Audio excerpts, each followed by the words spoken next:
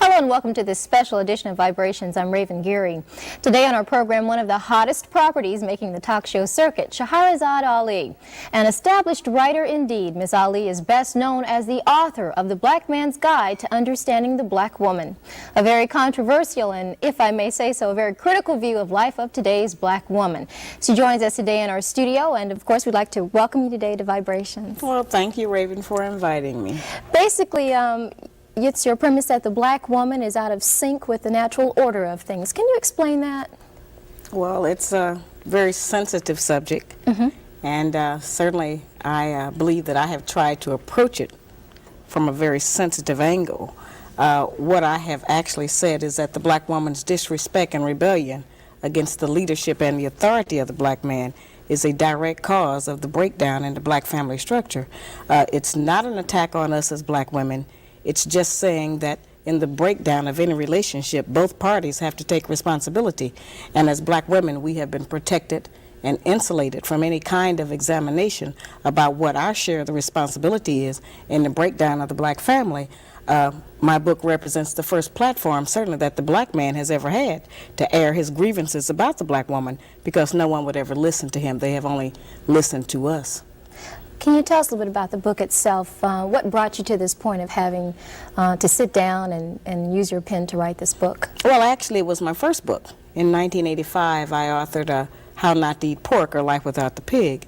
And at that time, I was going around doing what I was calling Get Off That Hog lectures.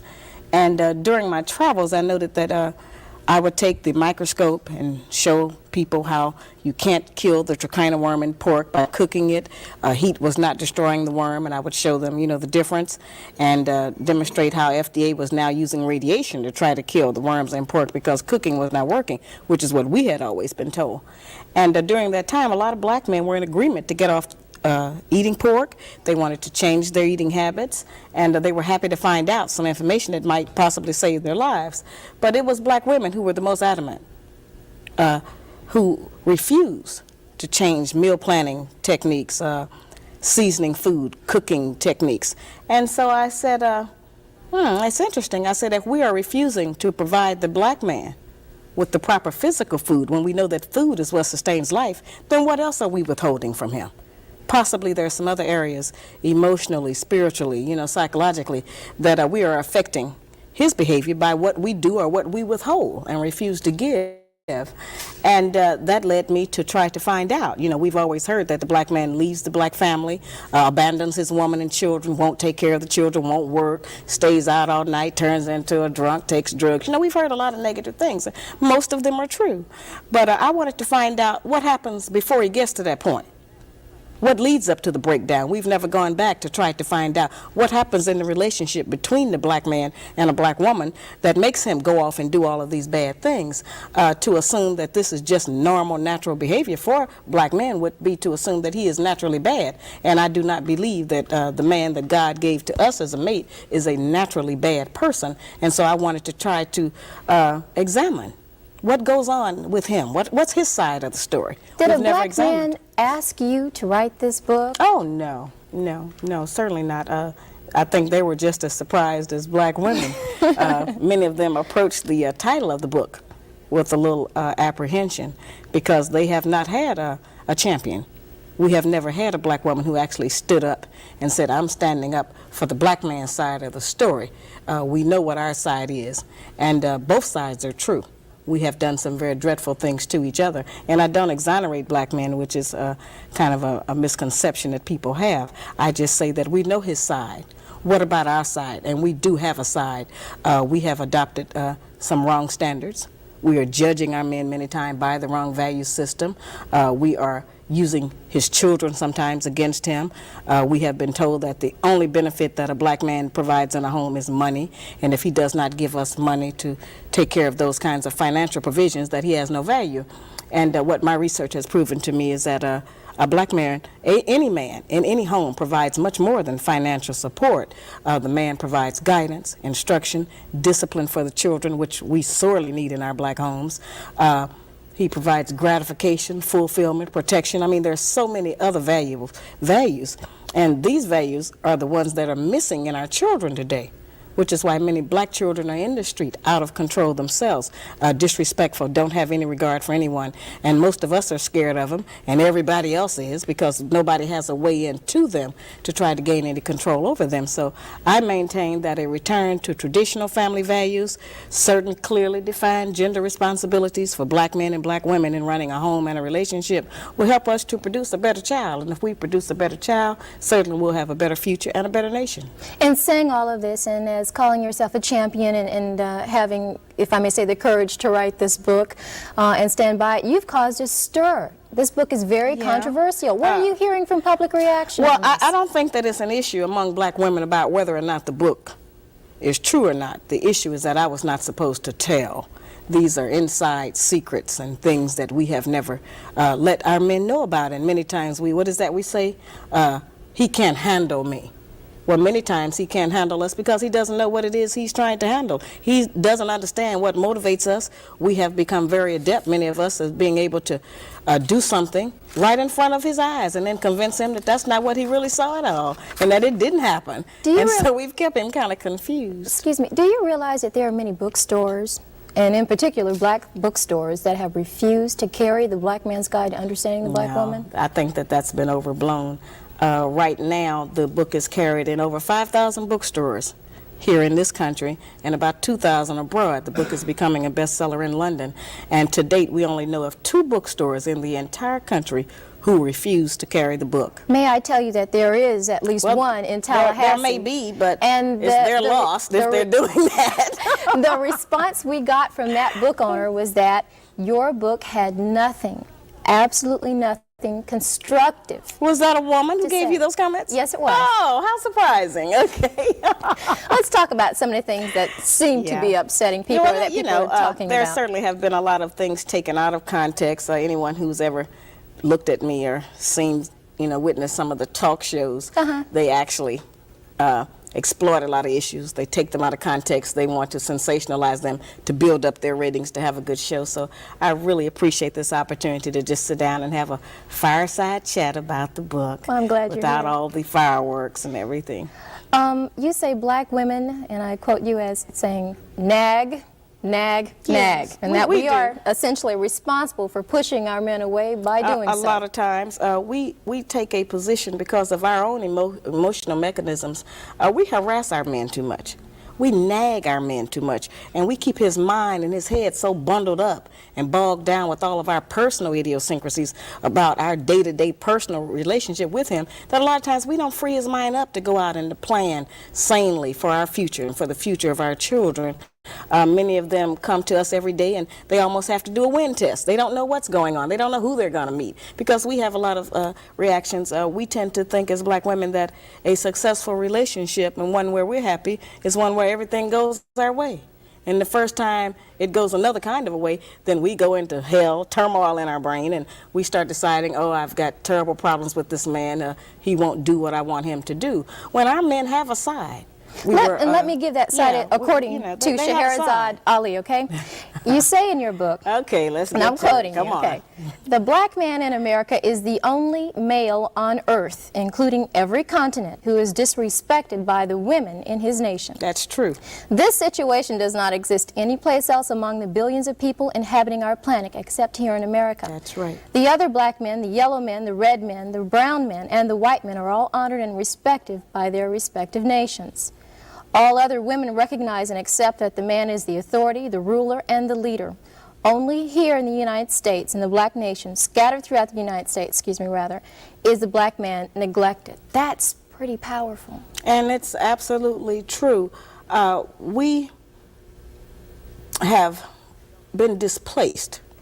A lot of us don't really understand what slavery actually did to us and how much psychological trauma it did to us regarding what our proper roles are with each other, what our responsibilities are as man and woman in our various communities and relationships. We have never been debriefed from slavery. Not really. We have just, we know we had that history, but we don't know how it affected us. We don't know how much of our actual culture we lost. how much of our ideas were taken from us. We know that our religion was taken from us. We know that our names were taken from us. But we don't know how many other standards of day-to-day life have been removed. And while we have adopted the American way of doing things, they have not worked for us because we have a very special situation. We are not the same as everyone else. And a lot of the people who want us to pretend that slavery didn't exist or to forget about it, they've never been a slave. So they don't know what we're going through. They don't know what this has done to us. It has made us as black women insecure. Why not? Well, okay, well, if that's true, why not take up for us? Why not write something that says we need that? We've had everybody to take up for us, and we've always had books about black women, how great and how strong we are, and we are that. I'm just saying that we have used our strength in the wrong direction. We have used it against our men instead of standing up for them. And if we start to support our men and to speak a good word for him publicly, then so many people won't be able to come against him and tear him down, and he won't have to feel so frustrated, and he won't be outside away from us looking for peace of mind with women of other nationalities, because we actually want our own black man. We need him back in our homes, and we want to have one. We're just living in a culture where they're trying to convince us that not only do we not need a man, but there's some other options to having one, and those options mainly are celibacy or lesbianism. There's an old saying that says, charity begins at home and spreads abroad, and Absolutely. in your book you say that we are not bringing up our daughters and our sons in a correct manner to respect their fathers. No, we're not. Unfortunately, as I say, since money has been used as the measure, many times if a black man does not have money to give us, we won't even let him see his children. We won't let him spend any time with it because he does not give us whatever the child support is. And I'm not saying that we don't need money to raise a child, but I try to explain to black women that raising a child consists of much more than feeding, clothing, and sheltering it. That's maintaining one. To raise one, you need a return of the parental coalition of the father and the mother to put the proper values into the child. Many of our boys, when we raise them alone, they grow up with the female emotional mechanism. They are suspicious, they are doubtful, they're disrespectful of womanhood, they're bitchy, they can't make a decision. And many of our girls who grow up in a home where there's no man present, they go out into the world and try to mate. They don't have any idea how to live with a man day to day, how to prepare a proper meal, how to be a mother, how to just be in love in the home. Most of what our people and our children especially have learned about how you have a relationship, they learned off of television. And television doesn't represent our needs. And so a lot of the confusion has come, you know, from outside agencies that we have not recognized how detrimental it has been to us as a people. Can I play devil's advocate for just a moment? Well, I wish you wouldn't, but I know you must. Go on.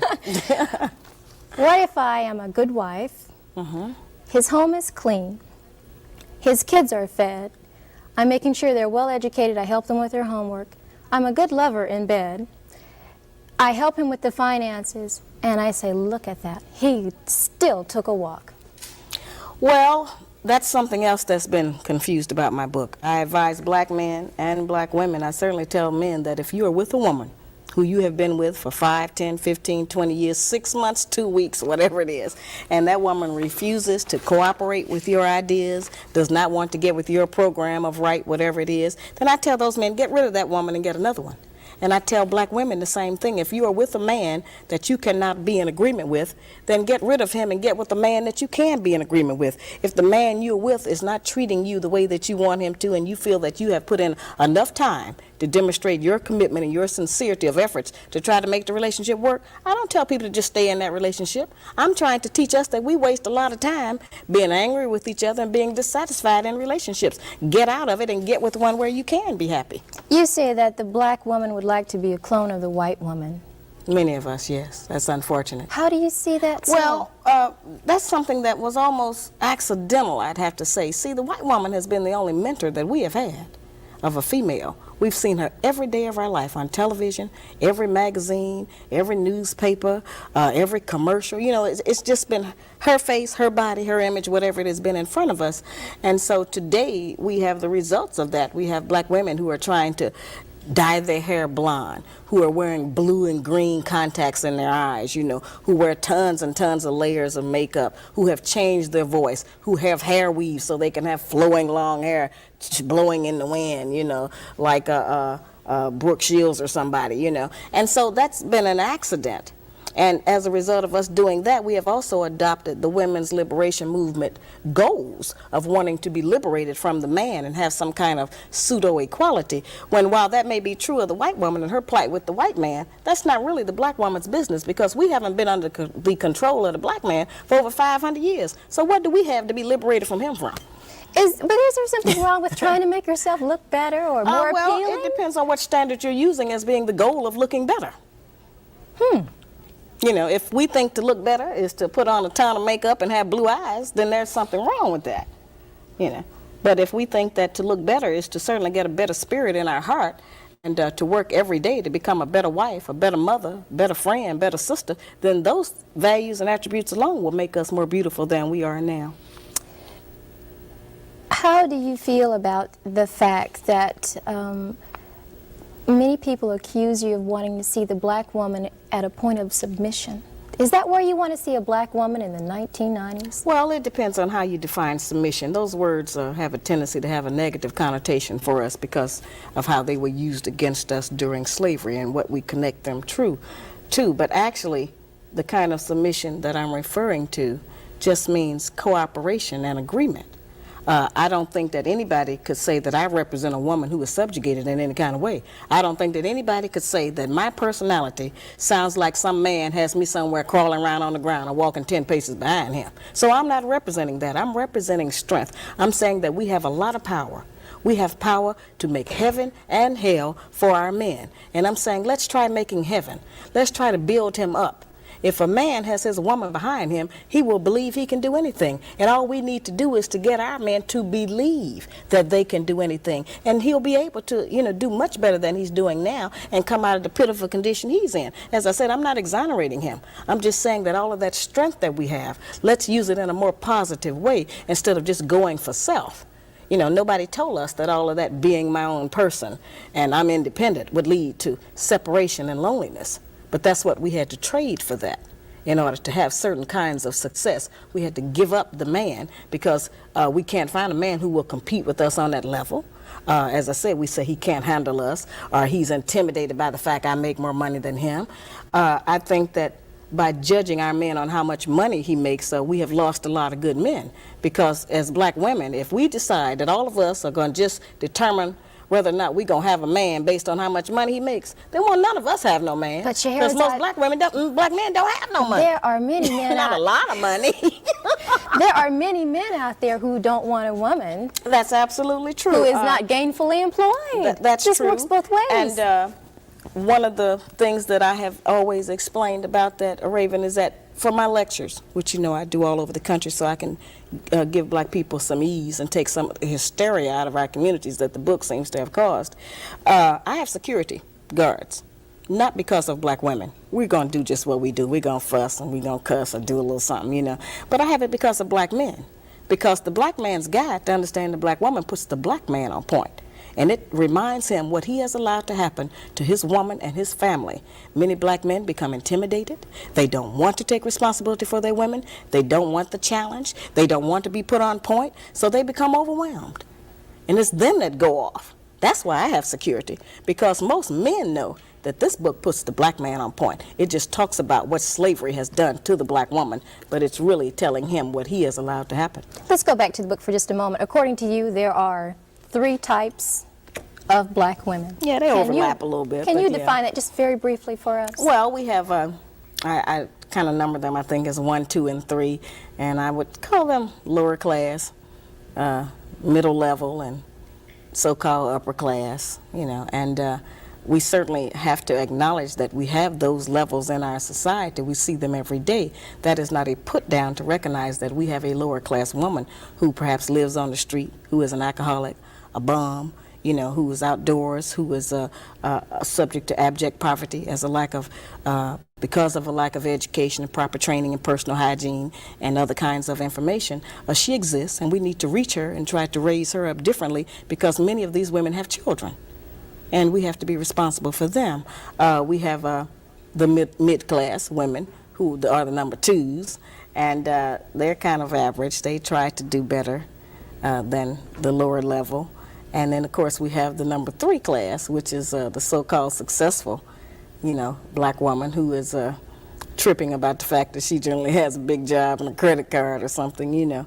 But don't you want to see black women accomplish something? Yes, I absolutely do. But if we can't accomplish saving our race, then we have not made an accomplishment.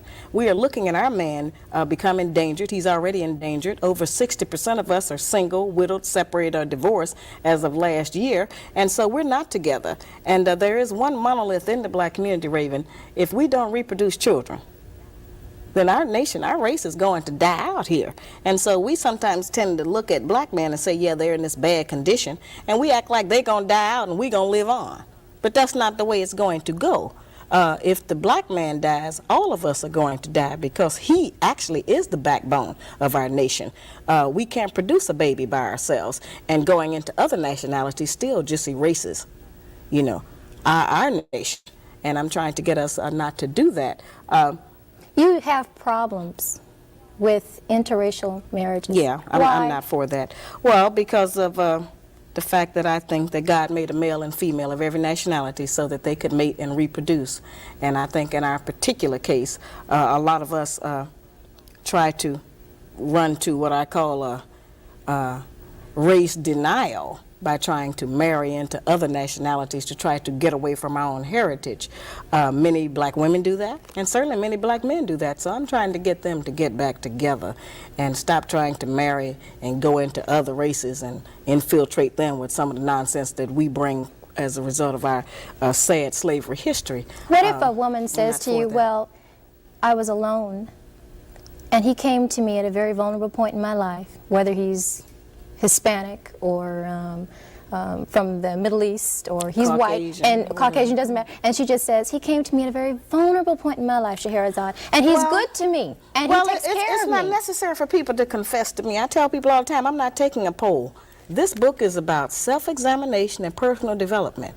And if after reading this book, she thinks that she is still in the right place, then I don't have any control over that. I'm not out here as a judge. As I said, I haven't set myself up to say I'm the perfect black woman. Everyone should be about me. I have the same problems that all the rest of y'all got. I'm just trying to work with it, and this book is so brutally honest. We've never had anybody just straight talk to us about our personal problems, what happens inside the black home after the door is closed. And we have had a tendency to think that it's some kind of secret, that nobody recognizes, that we don't get along. And we tend to think that somebody is going to pick this book up from some other nationality and think that all black women are like the women that I describe in this book. That's totally impossible, because the things that I describe are visible and they're audible. You can see them, or you can hear them. So nobody's going to mistakenly think you do these things if they don't see them or hear them coming out of your mouth or out of your actions. You know, so there's no danger of people thinking that all of us do this. Scheherazade, there are a lot of women out there who think, you don't like us, you don't like black women. Oh, yes, I do. I love black women. I'm a black woman myself, and I got 5 daughters and 4 sisters, so that would, you know, be ridiculous of anybody to assume that. As I said, we have just never had anybody challenge us on our behavior. We've never had anybody to say, well, let's look at what we do. We know what he does, and he's wrong in a lot of what he does. But his wrongness, his guilt, does not ensure our innocence. We have a share in the problems that we have in the black community. And just because we are dressed up and have a job does not mean that we don't practice some aberrant behaviors that end up infecting our homes and breaking up our relationships with our men and helping to hold him down. That's all I'm saying, so everyone can look at themselves. Every man can look at his own woman. You know, this book has brought a lot of people together. This book has reunited a lot of couples who now understand what happened in their relationship. It's required reading in 15 historically black colleges and 10 white colleges. Everyone must study what slavery did to the black woman. We have never looked at it as an independent study. May I ask you, on what do you base your information? Just research. Being a black woman myself, living here in the country, and I interviewed over 3,000 people. I interviewed 379 black men who were married to or dating white women, over 100 black women who were married to or dating white men, and a little over 2,000 black men and over 1,000 black women. And what I found is that we don't have a control group. There was no point in me listing all of their names, because we don't have one set of Negroes that we could point at and say, okay, well, this particular group is not affected by slavery. All of us are affected by it. We just have not been able to identify the manifestation of that behavior and be able to trace it back to what the root was and how we got that way. A lot of the behavior we practice because it's trendy, it's popular in this country, and so we think that that's just the thing to do. Do you fault the black man for anything? Yes, absolutely. Briefly, I fought what? him for lying. For lying? Yes. About? All kinds of things. He won't tell us the truth about his life because he knows that we can't handle the truth. And so he will lie to us about his activities and his life because it preserves the peace for him, he thinks. But we know that lies don't build a relationship. They create doubt, suspicion, and fear. And then we exhibit those behavior traits. And fear in the female is always translated as hostility. And so, see, it's a locked-in circle that I'm trying to get us to look at, how these things are connected and what they produce. A lot of the anger and frustration we have at each other is really not even at each other. It's about our conditions. It's about something that's almost been genetically sent down through our womb because our men were not able to protect us. They were not able to keep the slave master from snatching our babies out of our womb, to allow us to have food or clothing. A lot of different kinds of things that happen to us that just make us tremble. They make us frightened. And so now it's to a point where everything that the man does, we have our total emotional balance, our self-esteem, our self-respect, everything that we stand for as a female, we have it tied right now to our men's genitals. And it depends on what he does with those about whether or not Let's talk about that for just a moment. See, this is an intense topic. Yes, I just this never is. get a chance to explain One thing that I read over and over again in your book was I know what that is. regarding infidelity. And let me just make this here. You say in your book, there is no history of the black man settling down with one woman Right. and never desiring to have another, before Right. slavery, during slavery, or after slavery. That's The black just the man truth. has never been recorded to have just one woman. Right. Well, I think there's some actual facts we can look at on that. Monogamy has failed for the white man in America. But this is like saying it's okay. It's not me saying it's okay. This is how they're living. I'm giving you the history of what their life is. Black men haven't been waiting on me to tell them it's all right to have more than one woman. Neither have white men. You know, this is just what they do. I'm not talking about fornication and adultery. I'm not talking about one-night stands and running around rampant with other women. That's not the kinds of when I say more than one woman relationship. I mean that before we came to America, our men had more than one wife and family. And we were satisfied with it because we had not met the monogamy idea. We had not met the American white woman who, you know, insists on certain kinds of values in her man. We had not learned envy and jealousy. All right, after coming here, those kinds of ideas were bred into us because of society and the mores that the Americans made up here. And so then we started to have problems with that. But I think that since it is apparent that most of them, not all of them, it's certainly up to the man, do love more than one woman. I got tons of mail. A lot of black men write and tell me that they have had two women for 5, 10, 15, and 20 years, and they can't even get the women to speak to each other. Sometimes they have two families, Would I two want sets of to, but children. Sharon, would I want to talk to a woman who's sharing perhaps the bed and the money and the social life with who I would deem as my man? If you want to deal in reality, and if you are not insecure, and if you don't think that that robs you of something, you would want to know them. If he loves her, you certainly should want to know her. There are a lot of black women out there who say, Oh, I know "Sister, they're mad about that idea. I understand, you know. That And would that's never not hold easy. water. Wait a minute, that's not easy. And that's a frightening thought to most of us. And I don't like that. I'm not for that. I'm in agreement with everybody else. Our men ought to just have one woman. But that is not the reality. I'm trying to get us to deal with some reality for a change. Stop dealing with fantasy. Stop dealing with television. Stop dealing with imagination of how we wish things were. Let's deal with them how they are, what it is, present tense. And but if we because deal that's with that, happening then, doesn't mean I have to like that or no, want that to means accept that you can live in hell. That means you can live in doubt. That means that you can always be checking on your man. That means that you can be insecure and be, tearful. And that means you can be disappointed when you find out the real truth. And you don't want to have that in your life. None of us do. But in order not to have that, then we have to deal with some reality and recognize that men are not limited in the way that women are. Men are able to love more than one woman. I'm not talking about, as I said, just a random sexual relationship of fornication and adultery and all of that. I mean that there are many black men who have children by more than one woman. What is to become of those children? They need their father. Now, you say that once these relationships don't work and they start breaking up or things start going bad at home, you say, she will cry and seek sympathy.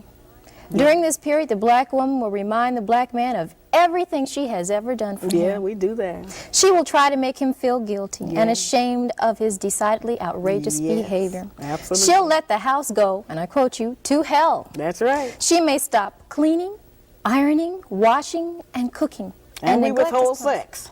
That's a real tool we use. We do that.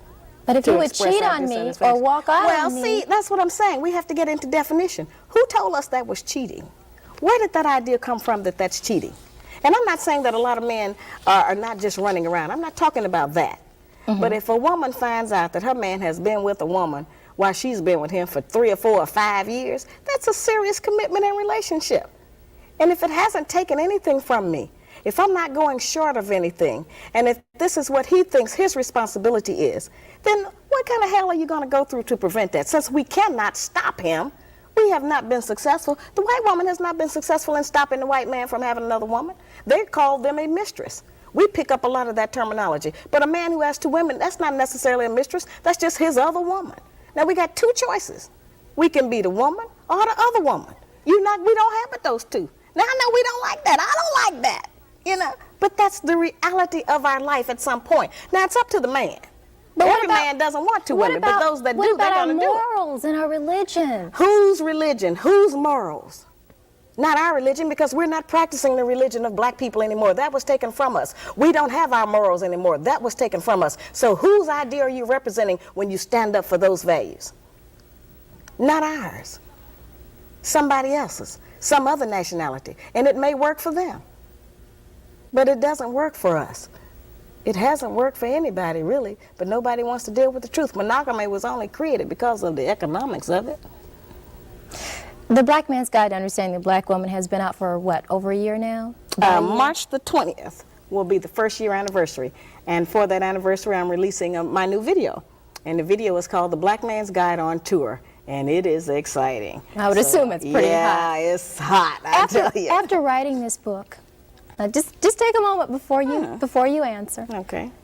Do you regret anything about what you wrote? If you had the chance to do it all over again, would you perhaps soften some of the things that you said? No, that doesn't require any in-depth thought. I've been asked that a lot, of course. No, I wouldn't, because, see, we always want some kind of instruction and help to come to us that doesn't affect the status quo. We want somebody to tell us some information or give us some instruction that doesn't require us to change. Okay? This book requires change.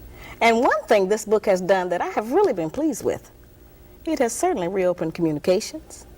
And a lot of us as black women, because of what here seems like it's just so radical, are willing to make a lot of concessions now and cooperate a lot of other kind of ways to keep from having to do any of these things that I list in here.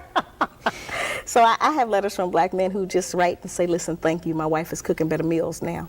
I have letters from children that say, thank you. My mother quit her second job. She's home with us now at night. I have had black men walk up to me on the street in New York and reach out to shake my hand and say thank you and just burst into tears and say, thanks, hey, I thought I'd never live to see the day. Not to jump on your case or anything here, but just to say in defense, how many of those women are afraid of an open-handed slap in the face? You've been accused. You know, that's a terrible thing. You have been accused of advocating violence. No, see, that's a misconception. I'm trying to stop violence in the black community. Now, we know, Raven, that domestic violence is at an all-time high in the black community. Black men currently are kicking us, blacking our eyes, knocking our teeth out, stabbing us, shooting us. They're doing a lot of horrible things to us. All right, so what I'm trying to do is to put some direction on that. One of the problems we have is that we don't know that change happens in degrees and stages. So if we just tell our men don't hit women, they're not going to do that any more than they're going to say no to drugs. You know, that doesn't work in that way, just to give that kind of instruction. So let's first put some controls on it. Let's get our men to recognize that they don't have to go off and brutalize us with their fists and hit us with weapons and kick us in the stomach and hit us in the breast. But it's okay for him to hit me with his hand? Wait a minute. I'm saying that if I can stop black men from kicking and shooting and stabbing and stomping black women and get them to just lightly tap us in the mouth, I will have saved a lot of lives and preserved a lot of families. What kind of logic is that? Well, they're not going to stop doing it completely. Now, let's deal with the reality of the statistics. You know, 40% of our women are brutalized. So I'm trying to get the men to stop doing that to us. The Red Cross suggests the same motion, and nobody's ever jumped on them. If a person gets hysterical, you slap them in the face to bring them back around to reality. And I'm not even saying a hard slap. And let's go over that, because that's something that's confused all over the country. I'm so tired. That's the national anthem of black women. Now, at first I thought they were really upset, but I think it's been kind of a smoke screen. They're trying to use that to get black men not to read the rest of the book. Okay, this is what it says. If the black woman is brutalized repeatedly, the relationship will fail, and the black man will possibly be arrested and charged with cowardly abusing a woman. This is not the goal. Make no mistake about it. No black eyes, no punching in the stomach, the breast, no stomping, and no uppercuts. Analyzing the options available to the black man when the black woman's mouth, verbal abuse has been proven to be just as violent and harmful as physical abuse. When her mouth becomes uncontrollably disrespectful, they total only a few. He can walk away from her, leave the house, get drunk. We know men do that. He can go to his other woman and complain. He can quit the relationship, leave the woman. He can try to argue back and lose. Nobody can out-argue us, okay? Or he can seek counseling or sympathy from friends. Now, those are the only options any man has when a woman is running off at the mouth to him. Or he can offer her a sound, open-handed slap in the mouth. That doesn't go from point A to Z. There's a lot of other options in there that our men use. I'm just describing what happens. Ordinarily, when he gets to that point 6, it's not a slap, it's a brutal hit with a fist. I'm trying to stop him from doing that to us. But and I'm trying to get us to control it differently. no kind of violence should be advocated.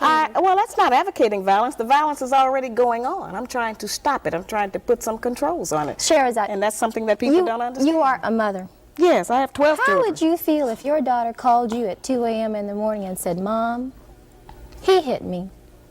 Now, you're a mother now. You're a mother. Well, I'm not emotional like that. I'd have to say what happened.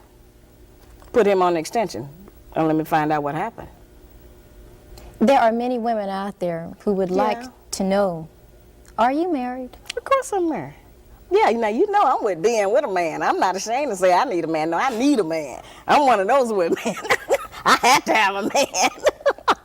I am not ashamed of that. My first husband died in 1985, unfortunately, of a heart attack. And I have a new husband now. And I've given the children to him, and we're raising them. And he's a very beautiful man. He's not afraid of me. He's not intimidated by me. And he knows me, and he has read the book. Okay? He is in agreement with my campaign. And all of my sons are in agreement with this. I have 7 sons, and they are very beautiful and very talented, and it's very interesting to see how, as a result of me teaching them differently, the girls that come there, they don't run the same game on them. You know, like they can't come into our house with the mini skirts on. Mm-hmm. They can't come in with the skin-tight clothes on. You are Muslim, may I add that? Oh, of course, okay. But I'm not teaching our people religion. Okay. They already failed that course. I wouldn't dare try to teach black people religion. But does that influence the way you Islam influences everything that goes on in the black community, because that's what we were before we were brought here as slaves. So yes, it certainly has influenced my life. Can I jump back? It's not a book on religion, and I don't bring it into it like that. I want to jump back for just a moment. You said there are 3 kinds of black women. Where do you fall? Probably somewhere, the categories overlap, probably between the 2, 3. And how do you criticize yourself? Well, as I said, I work every day to be a better wife, better mother, and I have not said I'm perfect. You know, I'm a victim of all of the things, just like all of the rest of us are. And I don't say that all black women do everything in my book. None of us have lived long enough to do everything in the book, but all of us do some of them. And every time that we do them, then it serves to break up our relationship and run our men away from us, when that's not really what we want at all. We really want him to run toward us. But sometimes we function in such a way that makes him be outside looking for peace of mind with somebody else, because we withhold the peace because we're mad at him about something, you know. I go around trying to tell black women, if one of the things we can do for our men is just smile when we see him coming. You know? If you get with these ideas, the first thing it'll do is relax the muscles in your face. You won't be so uptight all the time. It'll make you beautiful. What are you teaching your daughters regarding to this philosophy? That to be able to judge things on an unemotional basis, to try to go by the actual facts of what is presented to you instead of how you feel about it. Our people in general have a problem distinguishing between actual fact and opinion, and we think we have an option to reject the truth based on how we feel about it. And the truth doesn't change just because we feel a certain way about it. It remains the truth. So I teach them that. Is this book semi-autobiographical? Oh, absolutely not. Excuse me. Absolutely not. No, no. But doesn't the average person that write a book, there's a little bit of him somewhere in what I'm the writer here. You the TV host, and writers do not do that. You can write about anything you want to. And the only thing I regret is that I didn't write the Black Man's Guide to Understand the Black Woman Part 2, because there's some more. This is just all I put into one book. But I'm coming out with the Black Woman's Guide to Understand the Black Man in 1993, probably. Well, I will tell you right now, there will be a lot of ladies. Oh, yeah, we return money every day. They're trying to buy it already, but I don't have it ready. The most profound question, perhaps, that I can ask you right now, do you believe in what you're writing, or are you a very astute businesswoman making a buck? Well, I believe absolutely in what I'm writing. I wouldn't come out here and go through what I have to go through around the country every day, and I could be in a different city every day of the year. The demand is just that great. I read an article in Emerge magazine the other day. People have been writing in about my book as a result of an article they wrote a few months ago. And the editor put a note in the magazine, in the front of their magazine, that that's Emerge magazine now, that's supposed to be black people coming out and so forth. They put a paragraph in there that said, we have been still getting letters on Shahrazad Ali's book, The Black Man's Guide to Understand the Black Woman, but we're not going to publish any more of them because we have decided that the book has made enough money. I thought that was the most ignorant remark. So I told my secretary, get him on the telephone. So I got that nigger on the phone. I said, has IBM made enough money? Has Nike, Reebok, AT&T? Why don't you go tell them people that they made enough money? You know, that's so silly that our people take an attitude of wanting to stifle someone else's success. The part that you mentioned in regard to me being a successful publisher and a female entrepreneur, absolutely. I have a great deal of insight about the publishing industry. I did this by myself. And you would think that somebody would want to do a story on that side, since obviously I know how to put together a successful project and carry it off into the second year now. But they don't want to deal with that, and they keep saying I've made enough money. And nobody even knows how much money I have made. They don't know what my responsibilities are. They do know I have 12 children. You know, but I thought that was such an ignorant remark for a black person to make, when all of the people who are making money off of black people in our community, where it's not benefiting us at all, it's not helping us to grow or to change or to be better, and they never get addressed, they never get attacked, but they keep saying to me, you know, that I have made enough money, and they don't even know how much. The irony in this is that you said you wish you could see more black women taking more interest in the home. Well, you are a businesswoman, you're traveling all the time. Who's cooking your husband dinner tonight? A lot of times. You all just don't know who he is because we can't let that out.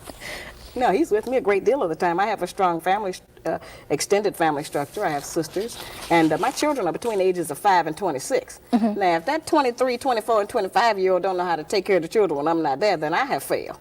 But I haven't, because they do know how to carry on until I get back, you know. Have you met any one black woman that you do admire, who you think has done an excellent job? I admire a lot of black women all of the time.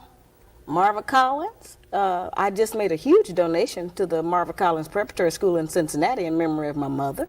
I've donated to a lot of organizations around the country, you know, to help black children. Mostly that's what I do. I don't donate any money that's going to be used for administrative costs. I don't do that. But if it's going to go directly to the children, I do that. A lot of black women. You know, we've done, as I said, I represent that great strength that we have. I admire you for what you're doing. It takes a lot of courage to bring me in on a television show and let me just talk. A lot of people wouldn't do that, you know, and I wish you success in your career. Thank you very much. After I'm gone. Shahrazad, do you have an opinion of the white woman? Just that she's been an influence on us, and that not intentionally, she's just living her life.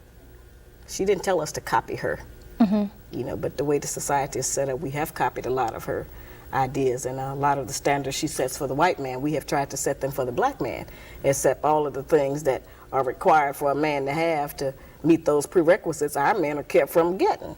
You understand? So it's really a messed up situation, and so we make demands on our men that they just can't produce. You've been on the talk show circuit for quite some time now. 10 months. Do you find that even journalists And the highest degree have trouble remaining objective when they talk to you? Yeah, most of them. In fact, what they do is on the newspaper interviews, they sit there and they're so nice. Oh, they're so wonderful. And then I leave town and then I get a copy of the story in the mail. Oh, God, they roast me alive, you know. You write some pretty powerful stuff. It must be hard to even go in an airport. Well, sometimes. Well, Sometimes. It certainly has allowed me to be recognized. You know, people, because I wear these crowns, you know, they recognize me in a lot of places. But most of the time, which is a story which has never been told, there are so many black women who love me. There are so many black women who, in fact, next week I'll be going to Baltimore.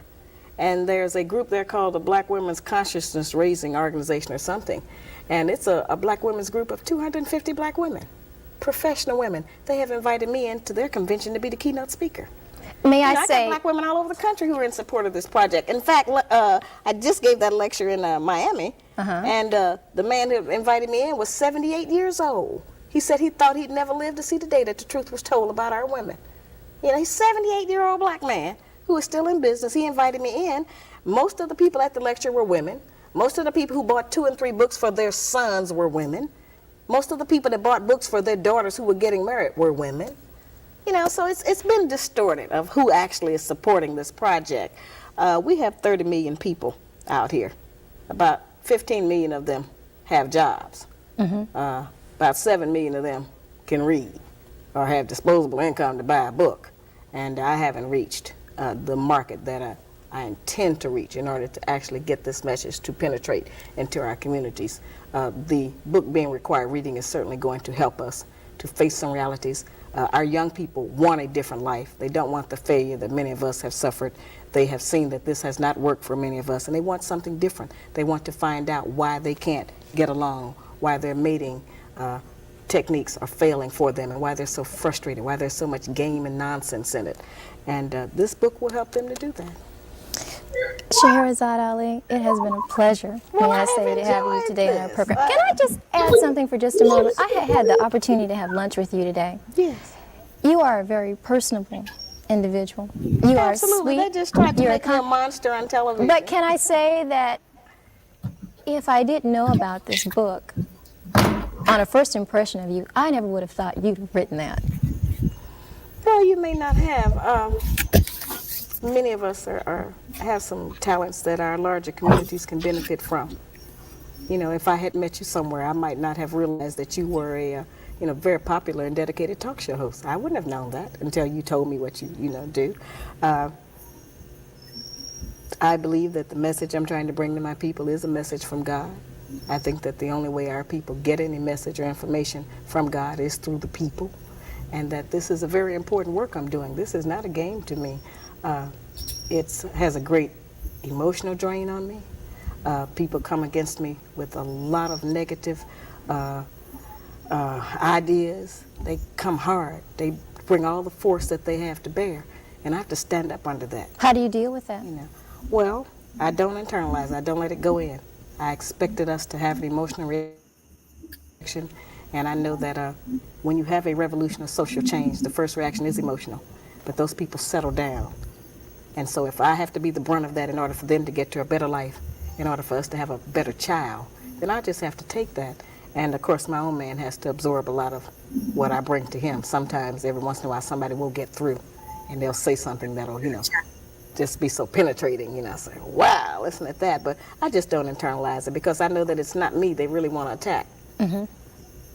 They really want to just not have to take responsibility for their behavior.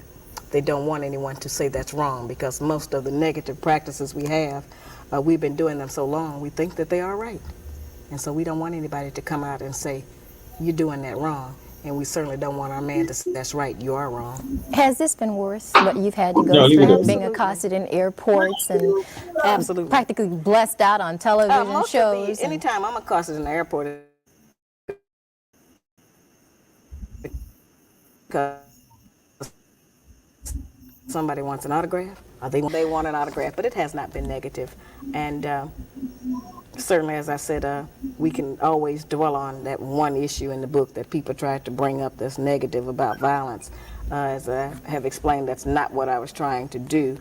And that certainly keeps people from understanding the rest of the book, which is calling on us as black women to bring some of that backboning strength that we have, some of that monumental dedication to the black family back to making a family. A family is more than a woman and children. A family is a father and a mother and children. You cannot deny, however, that there are many black women who have decided for whatever reason to go it alone and are successful in raising children who are not No, on they're not drugs. successful. Yes. Wait. Let me just make my point now. Are sending their children to college, That's not who run a success. good home. I keep trying to explain that. Feeding and clothing and raising a child and making sure it's not on drugs and it goes to college, that doesn't guarantee that child any emotional success in their relationships in life. That just means they may be able to get a job.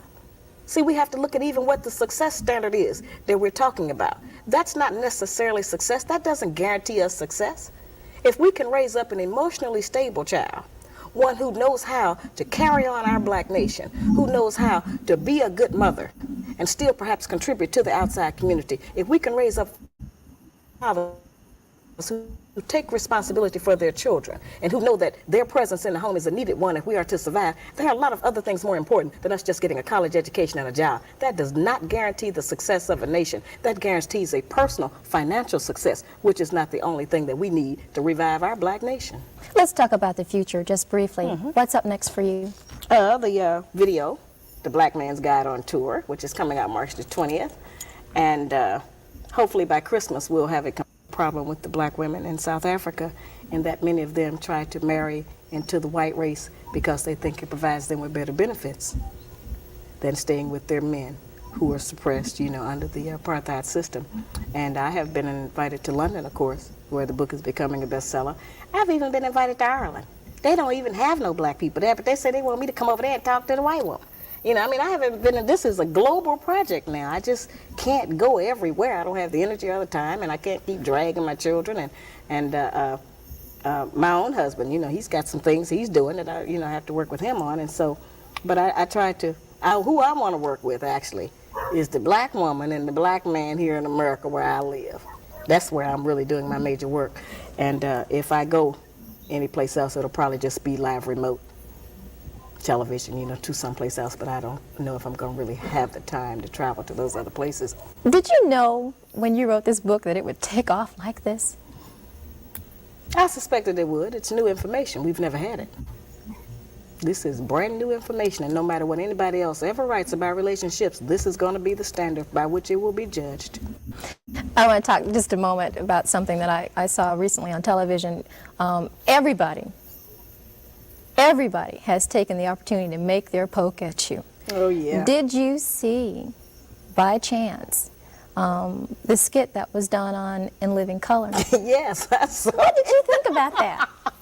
Well, the phone started ringing off the hook. People were calling me from all over the country to tell me, did you see Living Color? And nobody knew how to react, because they didn't know what my reaction would be, and they didn't know if I was going to go off, I can walk around with a loaded gun sometimes, so they didn't know, if it was going to be, So I thought that was hysterical. That was the funniest thing I have ever seen, and it was a compliment because they could not have done that and been successful if they hadn't assumed that everyone, first of all, knew who I was familiar with the book. So, that was excellent penetration, I felt, of the media. I had reached some goals. And I called him to thank him and told him that I wasn't angry. He wasn't sure if I was or not, but I just thanked him and I sent him an autographed copy of the book. That's all I did. But I thought they had me down pat, I have to say. Even your family thought so? Yeah, my son said, Mama, it was just like you. So we taped it, and we have, it's been on a couple of times since they aired it because of demand. And we have it at home, and it's certainly one that we get out a lot of times when company comes if they didn't see it, and we play it because it was so funny. But it was just a takeoff, and so many people have been able to earn money. This book has put the black bookstore on the map. It has allowed a lot of black bookstores to open up other branches of their bookstores. A lot of people have testified that they have bought cars, put their children into the first year of college just with one book. We can't ignore the economic base that this book has put into the black community. The first 6 months it was out, I only allowed it to be sold in black bookstores. But then as I did more national television shows, we didn't have enough bookstores to carry it that were in the mainstream of cities, and so I started allowing B. Dalton, Walden, and Encore, and all of the other chains to carry it.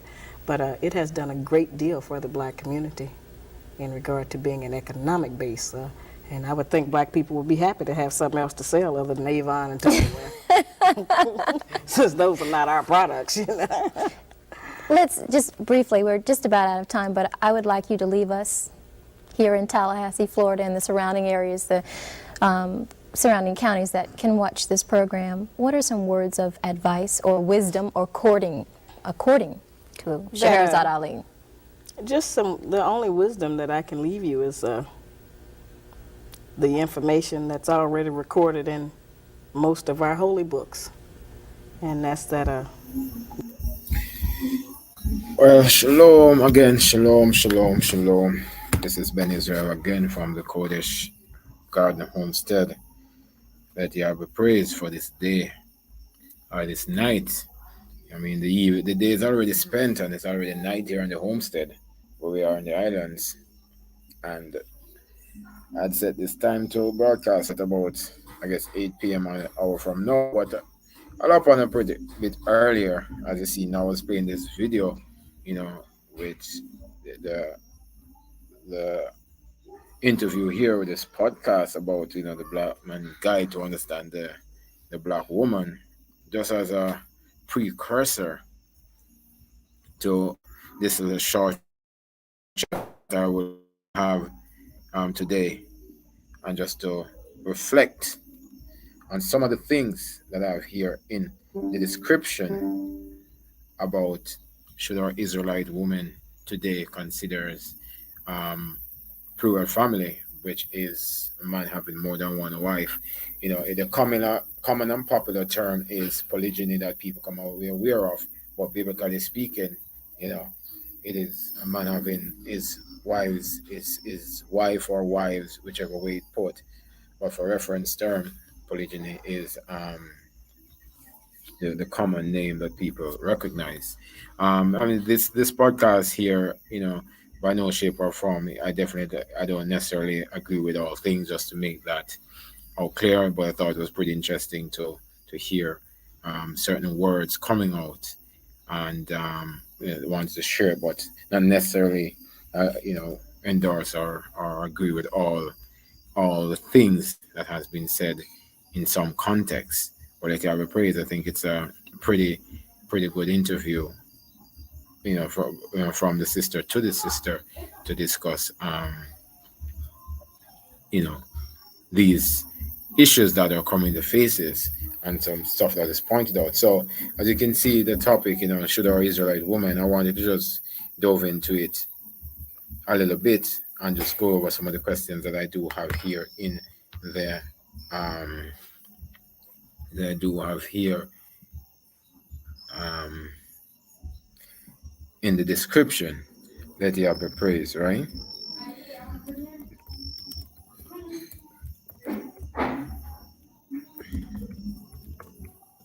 So I'll share you another. I'll share another quick clip about another. It was a debate in Africa. A lot of people may have seen it, people may not have seen it, but is one of those debate. I think it was Nigeria that they did, and the sister, you know, has been So let me share this and see. Let me share this. Let me share this one, just as another precursor to the questions that I'll be talking about.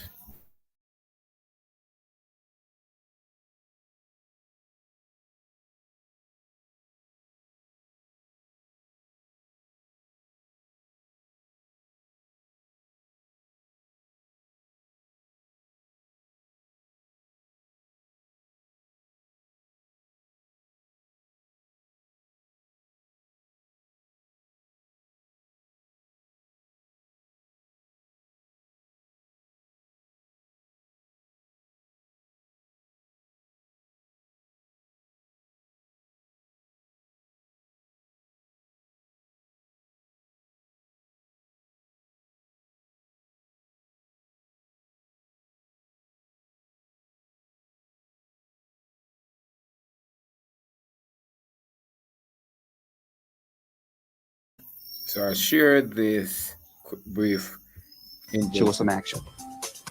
Good evening, judges. This debate here. Biologically, sex is designed for one main purpose: procreation. Anything else, that's extra. The female reproductive cycle comes around once a month. For a man, it's every day. For each sexual act, the woman's one egg is matched by the man's 120 million sperm cells. Now let's do some calculation. 120 million sperm cells a day, every day, as opposed to one egg a month, every month, means, assuming all the cells are viable, that it will take only 30 men to impregnate all the women in the world. This points to one clear fact: a man is, by nature, polygamous. Monogamy and fidelity are unnatural situations promulgated by religious beliefs and social pressures. Take those away, every man will cheat. It's simply biological. Now let's look at the extra. It's a known fact that women, for the most part, are more emotional than men. So it's natural that after a sexual encounter, Okay, just share that. So I want to share that quick excerpt from that debate in Nigeria, I believe, quite a bit of years ago. I think it was about 12 years ago. But obviously, what we're seeing is, I mean, we were brought here just on a background. We were brought here via slave ships in this Western Hemisphere and scattered in different parts of the world or people. And we were forced to adapt different customs and practices. We were forced to adapt different ways, different religion, different beliefs, and our structure of our family. We were also forced to change the way our family structure is.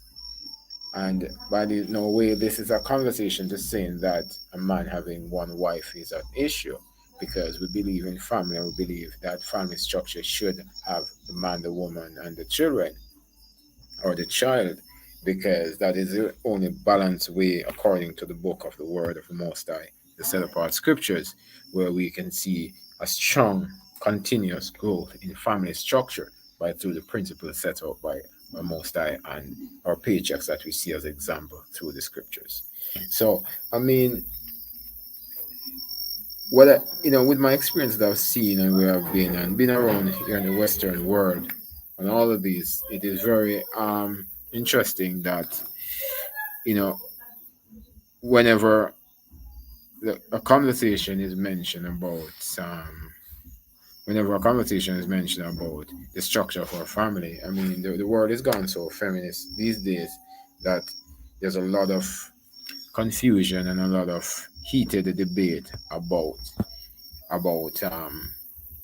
a man having multiple women, and he's sick and he's crazy and he's lustful and he's all these things. And as the sister pointed out earlier, it's not about the men who want to just play around. As you mentioned, that's men, and even our men, even the men here, a woman might think she's the only wife or the only woman for the man, and he's having a relationship with other woman, for lots of years, and he's providing for that family as well in secret. But why should it be a secret? As the woman alluded to, wouldn't or it should be of the best interest of the woman who is the known woman to know, who is her husband is caring for and what he is doing. So it only make logical sense.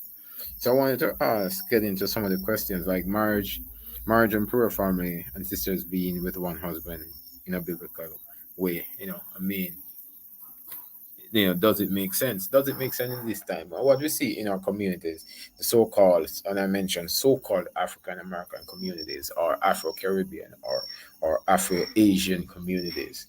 What you see in our communities, which are, we have been a community where, for people, according to the statisticians, our women are less likely to be married, and we have a higher ratio of unmarried people. We have a higher ratio of single parent household. We have a higher ratio of incarcerated men, right?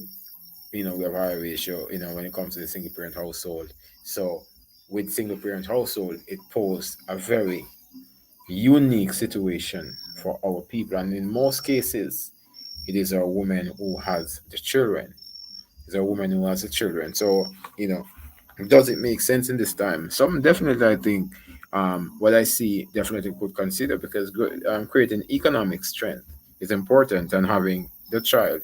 Um, and before I get to that point, the writer of the book, in the interview, she made a very powerful statement. She says her first husband that she was belonging to, passed on, and she now remarried, and she gave her children to that husband. And that was a very powerful statement that she made. She gave her children to that, to her new husband. And many times, and why I'm picking at that and pulling that out, because I've had the conversations and I've had the discussion, and I'm looking at the whole construct that even when a woman is um, a single woman, our woman in our community, our Negroid, tan, Israelite, earthy looking, brown skinned woman, when our people, which is of the higher ratio of single parents household, get into another relationship, I'm not seeing where they make a profound stance like what the writer of the book mentioned, to give their children to that husband. They want to come into the relationship and still give their children to the previous, or the baby daddy, or whoever is where it's at, and still wanted to own to two husbands. And it is not biblically correct, and those are confusion, because as we know, two head can't be in one house, because it will cause confusion, it will cause a lot of conflict. So when this woman, even though her husband passed, but I could see by just her strength and based on how she has expressed herself, even it was by some nature of even divorce, so to speak, by some reason of causing divorce, I could still appreciate that she could make such a position again, to say, I will give my children to the new husband. So he leads and he takes control. And it takes a certain type of woman to understand this position. It takes a certain type of woman to have this type of disposition to make such a pronouncement and understand the structure of the household, which is a man and the woman and the children. The man being the head of the household, the woman being the home giver and care for the children and nurture of the home, and the structure and the order as we mean. And we don't see that in our communities, unfortunately. But we would like to encourage this type of attitude change, to seek after our own, you know, culture, and understand what our culture was like before it was taken from us, before it was forced out of us over the hundreds of years that we were under bondage in all the different slaveries and captivities that we were dragged into. So, our culture wasn't the way of the oppressors who oppressed us. Our culture was different. We had a different way of culture. We don't live like them. We're two different type of people. And what applies to them don't necessarily apply to us. But our minds were trained to accept and adapt their way of life. It really doesn't work for us. Where the woman trying to be this equal, the woman trying to be the equal as a man, be the head of the home, and this causes confusion in the home. It doesn't work for us. It might work for them as a white or Caucasian nation, but it doesn't work for us, because embedded in us is a true set of how we were, even though it has not been evolved and come out of us, but it's kind of into us, and definitely just need to be pulled out, basically. So I think and based on the evidence and statistics and all these things, just having this type of conversation about, you know, if it makes sense for a woman, but a woman has to be retrained in a certain way, with their mind being retrained to understand the position that they are in, and not I would rather to be, if they choose to say they want to be single and they don't want to, you can try to raise your children by yourself. But as I heard, you know, yeah, the celebrity on TV that made a comment. He said, as a man, he cannot train. He was talking to some other woman who had a question, I think, but he said, a man, he cannot train a daughter how to be a woman, and a mother can't train a son how to be a man. But for myself as a man, I can train my son how to be a man, and my wife can train our daughter how to be a woman. So because it takes two to bring forth a child, we know what we believe, and we see it makes sense, biblically, in all walks of life, that it takes two to really grow a child properly, because they need male and female, masculine and feminine energy, so that child can be grounded and balanced. Now we see in our community, women are trying to do the best that they can, but is this the best situation? It is not. A child need both spirit, both male and female energy to mold them, because it was a man and a woman who come together, or the male people are using a different way of getting pregnant these days, but in the natural sense, it's a man and a woman who come together to form a child, not a woman by herself, not a man by himself. So it only makes sense that both parents are there, male and female, to rear the child in the proper way so the child can be balanced. And it cannot, and I don't see it happening any other way in the true sense. So our women who mostly are impacted with single parent household, should they consider joining another man's house as an option? Should they consider, if they see a fruitful man out there that is a provider, protector, fearing the Most High, as an option to have a covering for not only herself but for her children or a child, so they can be brought up properly with proper direction? Well, it is up for them to realize and answer those questions. But from my perspective, I see the breakdown of our people and our community by a lot of single parent household. And the woman cannot handle the son after reach a certain age. The daughters are getting rowdy, and the sons are getting wild. Who is that?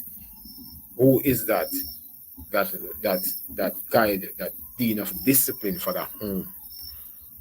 Who is that person? Because the mothers cannot do it by themselves. So is it something to consider? Does it make sense? Definitely need to be looked at and considered, because we see so much of our women, and they always say, because our men, there are a lot of stuff that has happened to us men in this West. One of the things that the powers that be has done to us, and our men, for the mass incarceration rate, the mass murder of our men, even today, even in North America, we realize that it's for the black on black crime that is happening, for all these things. So they're not for the eligible men that women wants to have, and to give a man a seed, give seed unto a man. It's very slim and it's very few. So what are these women going to do? The scriptures speak about quite about things in the book of Isaiah. It says, the days are coming where, seven men shall take hold of one man. Is it already happening? Right? Or is it a time to come? Is it already happening? Do we foresee these things happening?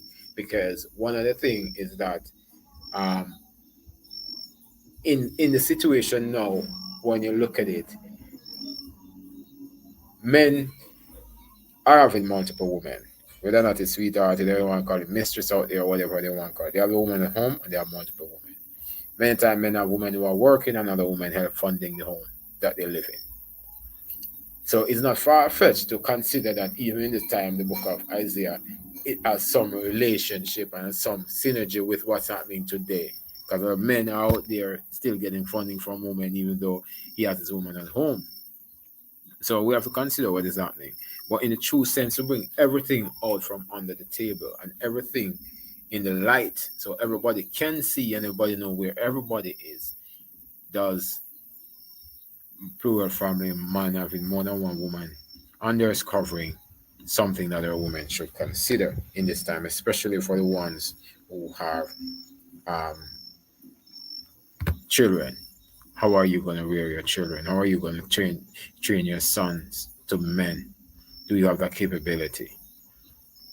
Who's going to help guide the daughter and to guide her in terms of what is going to be the example for the daughter to know what a good husband look like, a father and a husband, if she doesn't have a reflection in her home?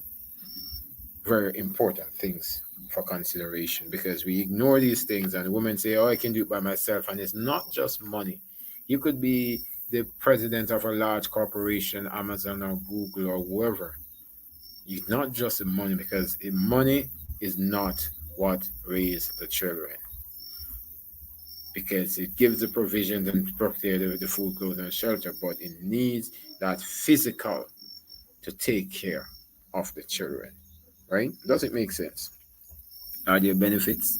There are obviously quite a lot of benefits with a larger family household. We see it when we were growing up, where we have extended family with uncles and grandparents close together in one unit, living probably in the same yard or home, where it's easier to economics for to work in the land, to do the chores and to manage. So it always makes sense to have the more hands always make work lighter. So there's a lot of stuff to consider about this type of lifestyle and what is happening to a woman these days that have children out there, especially the ones with children, if there's an option for them to consider to be covered by a man who has his ducks in a row and is able to provide guidance for those children and covering for that woman to guide them properly, to let them bring up in society in a certain manner. Let you have the praise. Um, Again, can men handle this type of relationship? I mean, again, men was also cultured by the way by the oppressors to a certain manner. So it's not all men who can handle this type of relationship. It's not all men who can handle more than one woman in a righteous way. I'm not talking about promiscuity. I'm not talking about men who just want to play the field and on a righteous way of bedroom relationship. I'm talking about biblical, scriptural, righteous union.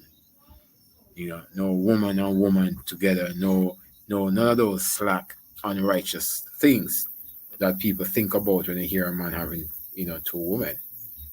So it is important that it is important that you know we look at the fact that not all men can handle this type of relationship. Because we have to also men have to also transform their mind.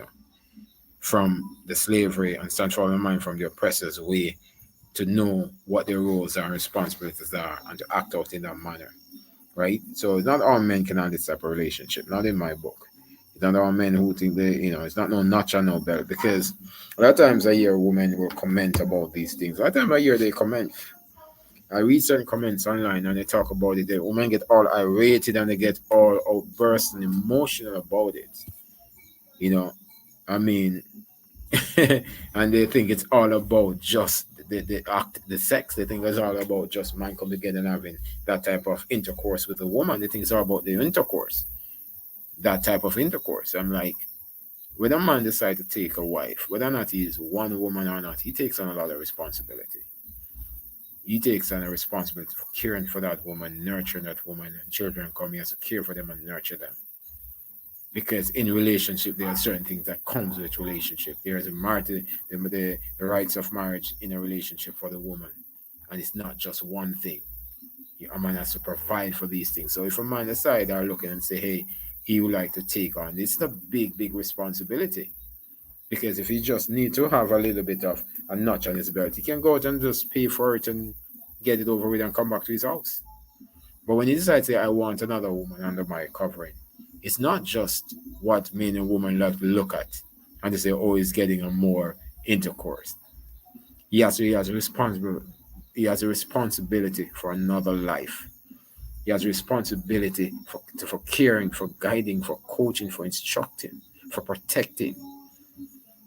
And that's not an easy task. So it's not made for all men. Not all men can handle it. And that's why you'll see it is the most a single woman, a single wife is the most preferred form of relationship, because most, you'll see that, it's the most preferred, right? So even in structure where men have multiple wives, it's fine that, single wife, especially in the West, at least in the West here, obviously, I mean, a lot of people are getting evangelized to the new way, the way of life of our fathers, right? But nonetheless, it is the most preferred way of marriage, which is the single woman and the single man.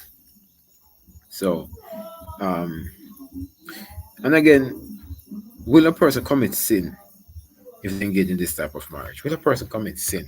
Because many of our people are very much religious. Many of our people are people of faith. We are generally a people of faith. So people concerned about their souls and concerned about, you curse them, the most I having admonished them because of a chosen lifestyle. So is it basically you are committing a act of sin if you do engage in this type of relationship. Well, in short, there are not scriptures that that that goes against a man having a more than one woman. You know, the scripture doesn't show anything that acts against it. So based on my reading and my learning, there is no sin against having more than one woman. The sin is against abuse. So if you have one woman and you abuse the woman, you kick her and box her down, that is sin in itself. That is wickedness. So, I mean, and scripture speak about those type of things, but it doesn't speak against a man having more than one woman. So, the evidence is not showing that there's no sin against a man having more than one biblically. And we go to the scripture for a guide, you know. So I know many people talk a lot of things, and you will have a lot of people who disagree with this, or Israelite men as well. They will disagree with this type of way, because they many, you will hear them. I hear them, I listen to them sometimes. That the Father made Adam and Eve. He didn't make Adam and Eve and all those different jazz. But they do. There's so many times they don't speak without understanding, or speak based on the position that they are in, and they may not want to rock certain boat. So, but we have to be truthful about what the scripture says. The scripture has not condemned a man having more than one woman, by no stretch of the imagination. So if he hasn't condemned it, then you get your answer from there. Because our fathers were living this way, our paychecks live this way. Anyways.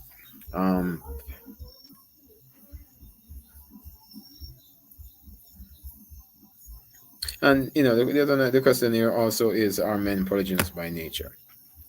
Are men polygynous by nature? I mean, are men polygynous by nature? A woman always say, you hear most women say at least, they want the husband for themselves and all of this. I could go into another topic, spin off of that, but just to keep it in line with what I'm discussing tonight is, are men polygynous by nature? If all these women who is with their husband and are against, and I'd say they would not allow another woman or want another woman to join their household, I would ask them the question, if they are the only woman that their husband has ever been with. And many times the answers will be no, because most men getting into marriage are not going into marriage as a virgin. And because if they are going the so-called monogamous way, they should enter into marriage without knowing any other woman before.